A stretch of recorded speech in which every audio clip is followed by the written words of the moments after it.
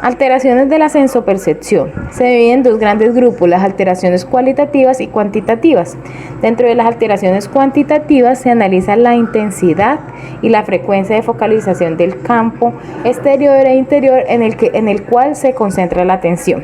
Las variaciones normales, como el grado de fatigabilidad de la atención que puede afectar a la sensopercepción, se percibe con mayor claridad por la mañana después del descanso reparador del sueño. A medida que transcurren las actividades de la vigilia de la percepción se hace más dificultosa.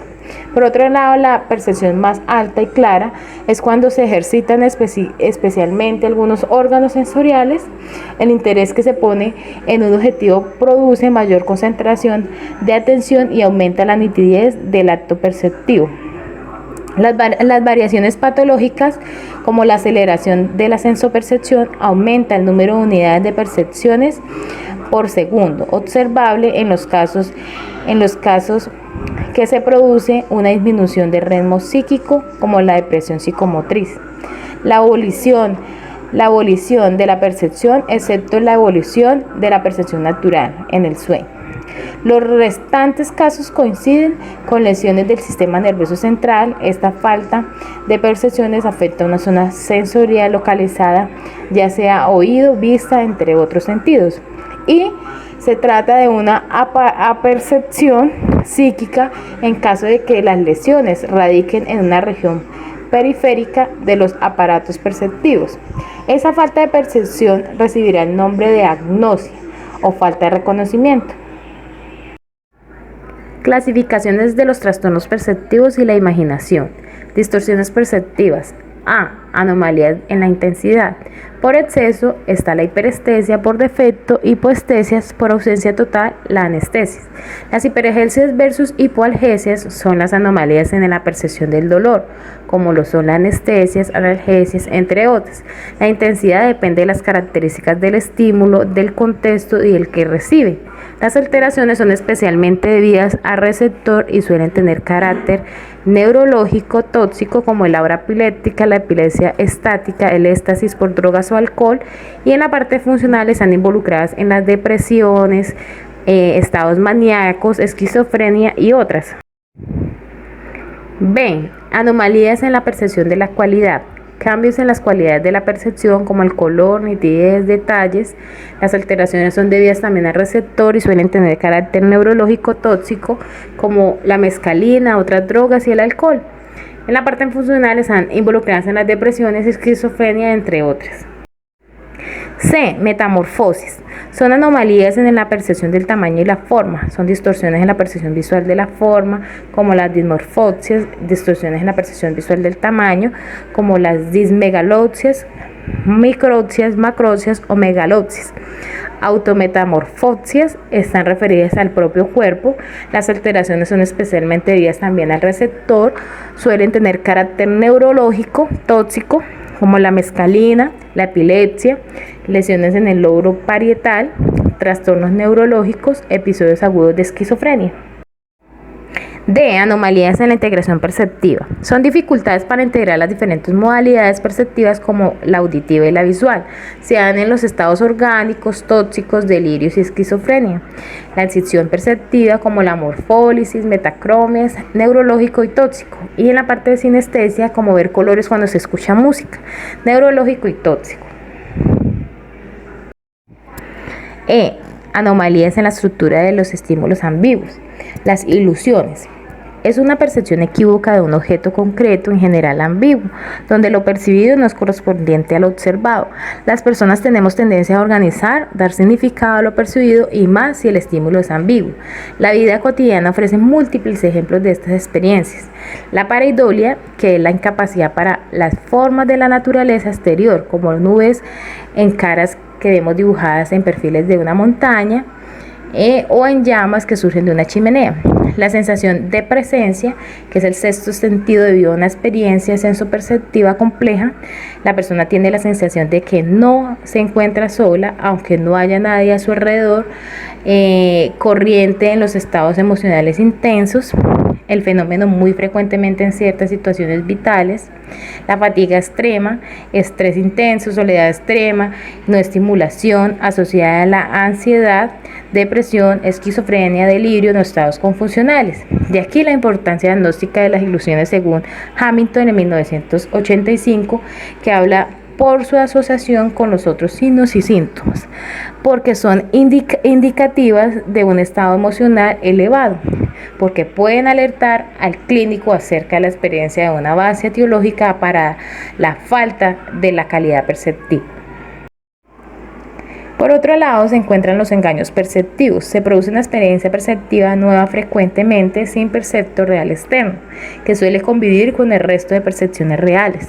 No se fundamenta el estímulo existentes fuera, como las alucinaciones, algunas pseudopercepciones o imágenes anómalas, imágenes hipnopómpicas e hipnagógicas, imágenes mnémicas, imágenes idénticas, imágenes consecutivas, imágenes parásitas o imágenes alucinoides, que más adelante mi compañera les va a explicar sobre cada una de ellas.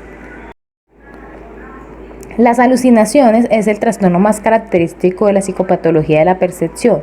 Su presencia determina el trastorno mental grave. No siempre indica presencia en un trastorno mental, aspectos culturales y religiosos. El concepto de alucinación. La primera definición fue descrita por Skinner en 1983, que la define como una percepción sin objeto. La segunda definición la planteó Ball en 1890, quien la define como una falsa percepción. A su amparo, multitudes de definiciones perceptualistas. La primera son las imágenes intensas, que es una representación exteriorizada. La segunda, un recuerdo intenso de una estimulación sensorial previa, como si estuviera presente, ¿sí?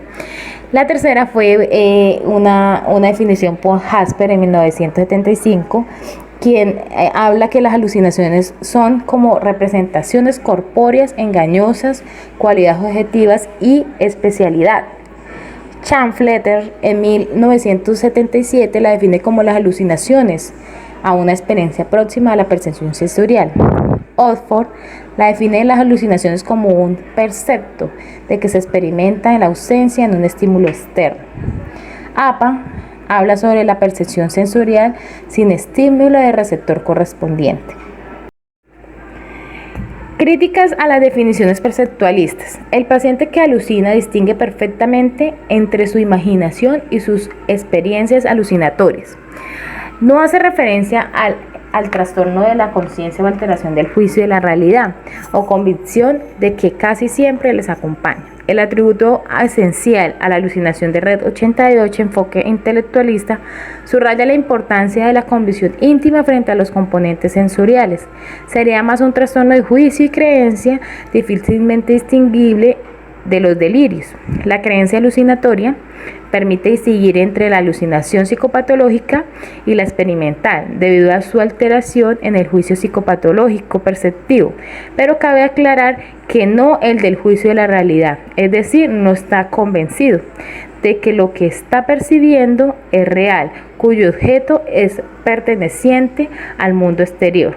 El problema es la constatación clínica de que el sujeto, cuando recuerda la alucinación, la sigue recordando con carácter perceptivo. Las posturas mixtas, la alucinación sería tanto un pensamiento como una percepción. La postura actual de Slack y Bettel en 1988 define la alucinación como una experiencia similar a la percepción que ocurre en la ausencia de un estímulo apropiado, un criterio que permite distinguir entre la ilusión y la alucinación, que tiene toda la fuerza e impacto de una percepción real, como es la convicción, criterio que permite diferenciar entre la alucinación y la pseudoalucinación, no es susceptible de ser dirigida ni controlada voluntariamente, el criterio que permite distinguir entre la alucinación u otra clase de imágenes vividas. Clasificación de las alucinaciones. Las alucinaciones se clasifican en 4 grandes grupos, como lo podemos ver en la tabla 6.2 del texto guía en la página 146. Según su complejidad, se clasifican en elementales más neurológicas, complejas, esquizofrenia y otros trastornos mentales graves, según sus contenidos, miedos, deseos, recuerdos, experiencias anteriores, etc. Contenidos culturales y religiosos, situaciones vitales especiales, reclusión, conflictos y relacionadas con los contenidos de los delirios o de otras psicopatologías. Según la modalidad sensorial tenemos las auditivas. Las auditivas son alucinaciones elementales más comunes como lo son sonidos de ruidos, pitidos, cuchicheos, murmullos, campanas, pasos, etc. Estos reciben el nombre de acoasmas y las alucinaciones más estructuradas reciben el nombre de fonemas que fueron creadas por Wernicke. Una forma especial de alucinaciones auditivas es el que denominamos ecopensamiento, en donde el paciente oye sus propios pensamientos expresados en voz alta media, similar a lo que denominó Bailarger, eco de la lectura, que es una variedad de alucinación verbal en la que el individuo oye la repetición de lo que está leyendo. Las alucinaciones de tono imperativo peligrosas, comentadoras, diálogo en segunda persona, son más características de la depresión, mientras que las de tercera persona, ecopensamientos, son más características de la esquizofrenia. Las visuales son elementales denominadas como fotopsias o fotomas, las cuales consisten en destellos, llamas, círculos luminosos que pueden ser muy coloridas o por lo contrario ser incoloras que se representan en continuo movimiento. De tamaño natural reducido, liliputienses, gigantesco, con o sin perspectiva. La autoscopia positiva, que consiste en verse a sí mismo como un doble reflejado en una cristal. Negativa, que consiste en que el paciente no se ve a sí mismo cuando se refleja su imagen en un espejo. Este tipo de alucinaciones las podemos ver en los estados orgánicos, como la epilepsia del lóbulo frontal o en la esquizofrenia. Son características de los estados orgánicos agudos con pérdida de conciencia y demencias. Tenemos las táctiles o apíticas. Los pacientes se sienten tocados, pellizcados o manoseados. Activas pasivas más frecuentes. Por lo tanto, el enfermo experimenta la sensación de que toca insectos, hilos. Siente que algo lo agarra, lo toca, lo quema, le sopla, le pincha, lo estrangula, le corta. Y estas sensaciones en ocasiones son acompañadas de dolor. Las alucinaciones térmicas, en las que existe una percepción anormal y externa de calor o frío. A esto se le denomina como hídricas. Alucinaciones de modo delirante, donde el paciente tiene una sensación de hormigueo y explica que ha sido tocado. A esto se lo denomina como parestesis. Alucinaciones donde el paciente presenta una sensación de que pequeños animales caminan por encima o debajo de su piel. A esto se le denomina como formicación. Alucinaciones características de los estados orgánicos como la abstinencia del alcohol o drogas. A esto se les denomina como delirios dermatozoicos, sopáticos o enterozoicos. Olfativas, pocos frecuentes, a veces son delirios. Se presentan frecuentemente en la esquizofrenia, la depresión, la epilepsia, estados orgánicos como las lesiones en los zuncos del lóbulo temporal. Por lo general, los sujetos que sufren dicen que oler algo extraño, casi siempre desagradable. En las gustativas son similares a las olfativas, ya que presentan gustos desagradables como excrementos o sustancias tóxicas.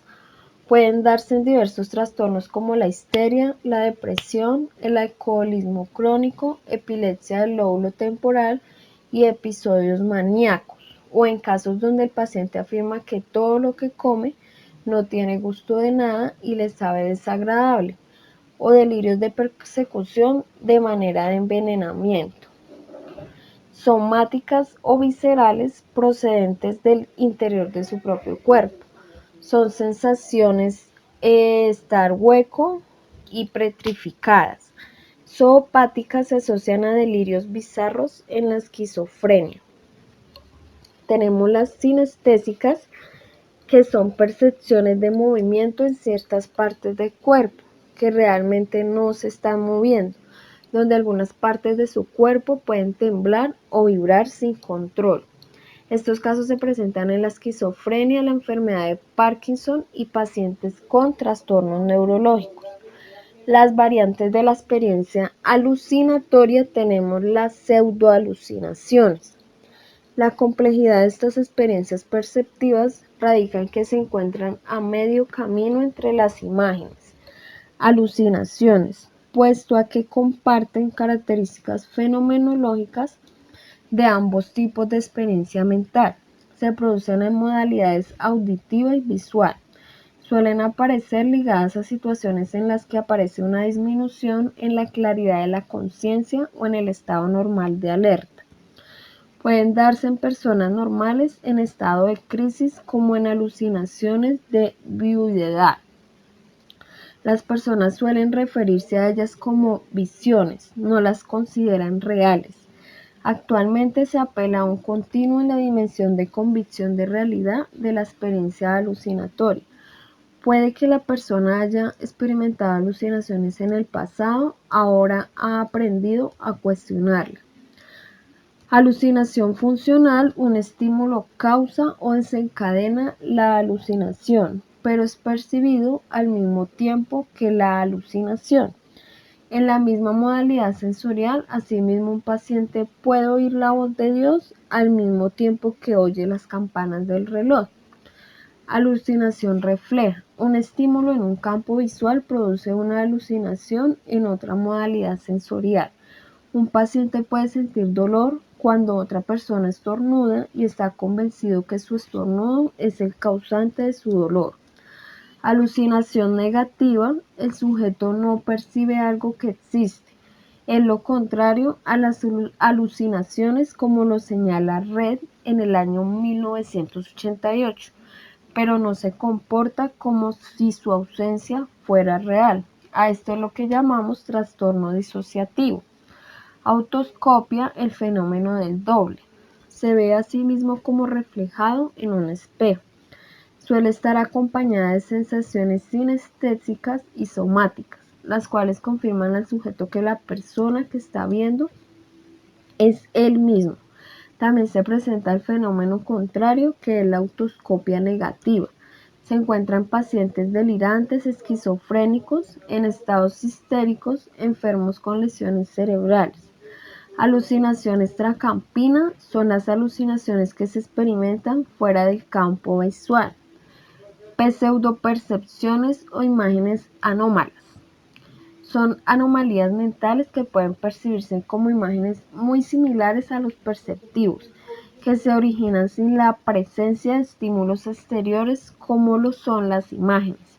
Se producen en ausencia de estímulos concretos para activarlas. Se pueden activar aunque el estímulo ya no esté presente. Ambas características las diferencian de las ilusiones. Suelen ser subjetivas y autónomas. En esto se diferencian a las alucinaciones. Existen 5 tipos de imágenes anómalas. Estas son: imágenes hipnopómpicas, hipnagógicas. Son alucinaciones fisiológicas dadas a las circunstancias en las que se producen. Se tratan de las imágenes que se aparecen en semiconsecuencia entre la vigilia y el sueño. La imagen hipnagógica: pseudopercepciones que se producen en situaciones ligadas al adormecimiento en sus fases iniciales. La imagen hipnopómpica: pseudopercepciones que se producen en situaciones ligadas al dormir, en los momentos que preceden al despertarse por completo. Se caracterizan por ser autónomas y se pueden dar en todas las modalidades sensoriales, aunque las más frecuentes son las auditivas y las visuales. Imágenes alucinoides: es autónoma y similar a una alucinación. excepto por el momento de aparición, ligadas exclusivamente a estados carenciales, hipertemia, y por el hecho de que la persona mantiene con los ojos cerrados y sabe que lo que experimenta son imágenes. Estas se pueden dar en la modalidad auditiva. Imágenes mémicas se centran en los recuerdos que suelen presentarse de manera deformada. Imágenes consecutivas postimágenes, también llamadas posimágenes sensoriales, es la resistencia de la imagen después de desaparecido el estímulo, cuando este es muy extenso. Imágenes parásitas aparecen tras la exposición prolongada a un estímulo que sigue persistiendo en el espacio una vez el estímulo ha cesado. A continuación les compartiremos un caso clínico en donde se ven afectadas ciertas alteraciones de la sensopercepción. En este caso podemos identificar que el paciente probablemente presenta alteraciones de los procesos psicológicos tales como la memoria, procesamiento y lenguaje y la identidad. El esquema para la resolución del caso de Amalia tenemos apariencia, comportamiento durante la entrevista y conciencia de enfermedad. Alteraciones de la conciencia, alerta y orientación. Alteraciones de la atención. Alteraciones de la percepción e imaginación. Alteraciones de la memoria. Alteraciones de la forma del pensamiento. Alteraciones del contenido del pensamiento. Alteraciones de la conciencia de sí mismo, que es la identidad. Alteraciones de los afectos y emociones. Alteraciones de la actividad motora y conducta intencional. Funciones fisiológicas tales como la alimentación, el sueño y el sexo. Capacidad intelectual cognitiva, área social y relaciones interpersonales y reacción del examinador. Amalia tiene 21 años, es soltera, hija única y vive con sus padres. Estudia económicas y trabaja ocasionalmente en un supermercado. El primer episodio de enfermedad lo presentó a los 16 años cuando estudiaba tercer grado con buen rendimiento. Ellos la describen como amable, simpática, afectuosa, responsable, trabajadora y muy sensible a las críticas. Por lo que consta en la historia, el día que recibía la confirmación a los 16 años, dijo que había visto cuando estaba en la iglesia una luz delante de ella, mientras que todo a su alrededor permanecía a oscuras. Esa experiencia la inquietó mucho, según explicaría después, pero procuró no darle demasiada importancia y no la comentó con nadie por miedo a que pensaran que se había vuelto loca. Decía cosas como que tenía la misión de salvar al mundo y que estaba destinada a una gran misión.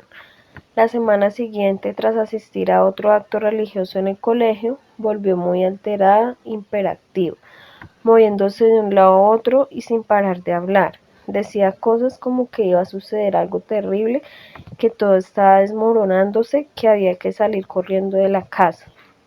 La familia intentó tranquilizarla sin éxito y llamaron al médico de atención primaria, quien luego de examinarla la remitió al hospital. El psiquiatra de guardia la ingresó, pautándole un tratamiento sedativo que la tranquilizó después de 1 hora aproximadamente. Después de 3 días recibiendo tratamiento, parecía hallarse en condiciones de comprender lo que se le decía y fue entrevistada.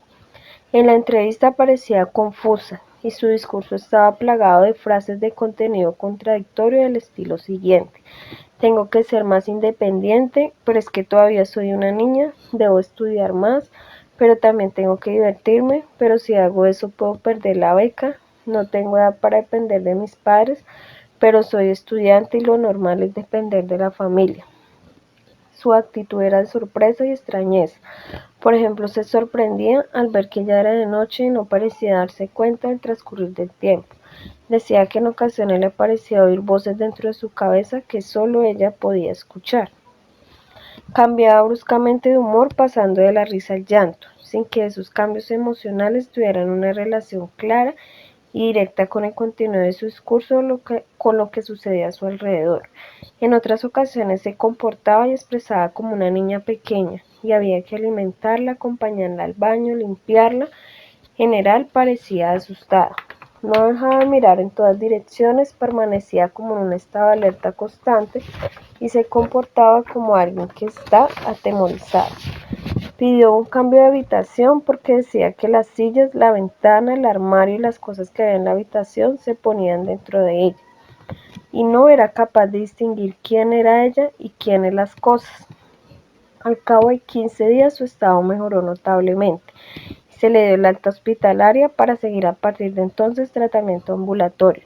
Fue mejorando progresivamente y 6 meses después recuperó totalmente su nivel de rendimiento y de actividad normal. No ha vuelto a presentar ninguna recaída hasta el momento en que se acude de nuevo al hospital a media mañana traída por sus padres.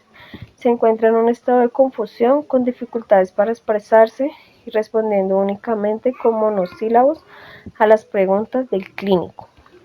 Temiendo que volviera a pasarle lo mismo que unos años antes, los padres la llevaron al hospital. En el momento de la entrevista seguía sin recordar su nombre, no sabía por qué estaba allí y no reconocía a sus padres, aunque se mostraba tranquila.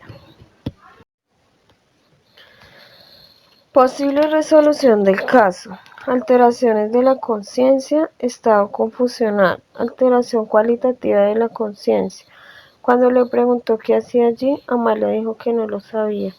Tampoco pudo explicar cómo había llegado a ese lugar, ni parecía saber dónde estaba, ni tampoco cómo regresar a su casa. Alteraciones de la atención, perplejidad, perpleja y miraba hacia el infinito sin que pareciera percatarse de lo que sucedía a su alrededor. Ensimismado, no era capaz de exponer de forma sintética lo que le ocurría. La perplejidad nos representa la incapacidad para comprender lo que ocurre a su alrededor. El sujeto no sabe qué hacer o duda entre lo que hace. Hipervigilancia. Parecía asustada, no dejaba de mirar en todas direcciones, permanecía como en un estado de alerta o vigilancia constante si tenía miedo. Es un estado psicológico en el cual el sujeto tiene una activación excesiva. Desorientación temporal. Su actitud era de sorpresa y extrañeza. Por ejemplo, se sorprendía al ver que ya era de noche y no parecía darse cuenta del transcurrir del tiempo. En las alteraciones de la percepción e imaginación tenemos alucinación visual elemental, fotopsia fotoma. El día que recibía la confirmación, dijo que vio cuando estaba en la iglesia una luz delante de ella, mientras que todo a su alrededor permanecía a oscuras. Pseudoalucinaciones auditivas, decía que oía voces dentro de su cabeza que solo ella podía oír. Contenido de las voces era a veces alegre y otras veces amenazador. En las alteraciones de la memoria tenemos que presentó una amnesia psicógena o disociativa. No recordaba su nombre y dijo que quizás se llamaba Antonio, pero que no estaba segura. En el momento de la entrevista seguía sin recordar su nombre. No sabía por qué estaba allí y no reconocía a sus padres, aunque se mostraba tranquila. Tenemos también que presentar una fuga disociativa, deambulando sola por un barrio poco recomendable de una ciudad pequeña distante unos 20 kilómetros de su hogar. Cuando le preguntó qué hacía allí, Amalia dijo que no lo sabía. Tampoco pudo explicar cómo había llegado a ese lugar, ni parecía saber dónde estaba, ni tampoco cómo regresar a su casa. Las alteraciones del pensamiento, en cuanto a la forma, tenemos en la presión del habla sin parar de hablar. Perseveración, tengo que ser más independiente, pero es que todavía soy una niña, debo estudiar más, pero también tengo que divertirme, pero si hago eso puedo perder la beca. No tengo edad para depender de mis padres, pero soy estudiante y lo normal es depender de la familia. En cuanto a los bloqueos, su discurso era difícil de seguir porque se detenía en mitad de las frases. En la pérdida de meta cambiaba de un tema a otro. En cuanto a la incoherencia, si el mundo está así, será porque mañana fue ayer. Nadie sabe qué está por venir ni por sobrevenirse. Si preguntas encontrarás la o con un canuto. En la pobreza del habla, dificultades para expresarse, palabras monosílabas. En cuanto a las alteraciones del pensamiento del contenido, teníamos que se encontró un delirio de grandeza, decía cosas como que tenía la misión de salvar al mundo y que estaba destinada a una gran misión. En la atmósfera delirante, Iba a suceder algo terrible, que todo estaba desmoronándose, que había que salir corriendo de la casa. Es como si el mundo hubiera cambiado y ya nada es como antes. Delirio de persecución o daño, interpretaba esas voces como un mensaje de amenaza en contra de sus padres o sus amigas y llegaba a creer que podía morir por su culpa. En las alteraciones de la identidad, confusión de los límites del sí mismo. Pidió un cambio de habitación porque decía que las sillas, la ventana, el armario y las cosas que había en la habitación se ponían dentro de ella y no era capaz de distinguir quién era ella y quiénes las cosas. En las alteraciones de los afectos y emociones tenemos que presentó una hipertimia excitada según los padres, que está caracterizada por exceso de actividad, disminución de la necesidad de dormir, sensaciones de euforia, ansiedad, labilidad cambiaba bruscamente de humor pasando de la risa al llanto, incontinencia pasando de la risa al llanto, paratimia sin que esos cambios emocionales tuvieran una relación clara y directa con el contenido de su discurso, incluso en ocasiones se comportaba y expresaba como una niña pequeña. La paratimia es un trastorno de la afectividad caracterizado por la inadecuación expresión emocional. En las alteraciones de la actividad motora y conducta intencional, presenta una inquietud motora muy alterada, hiperactiva, moviéndose de un lado a otro, una agitación motora, comenzaba a moverse recorriendo sin parar los pasillos de la sala, gesticulaba mucho y se golpeaba contra las paredes. Entre otros, tenemos que tuvo una pérdida de autonomía, niña pequeña y había que alimentarla, acompañarla al baño y limpiarla.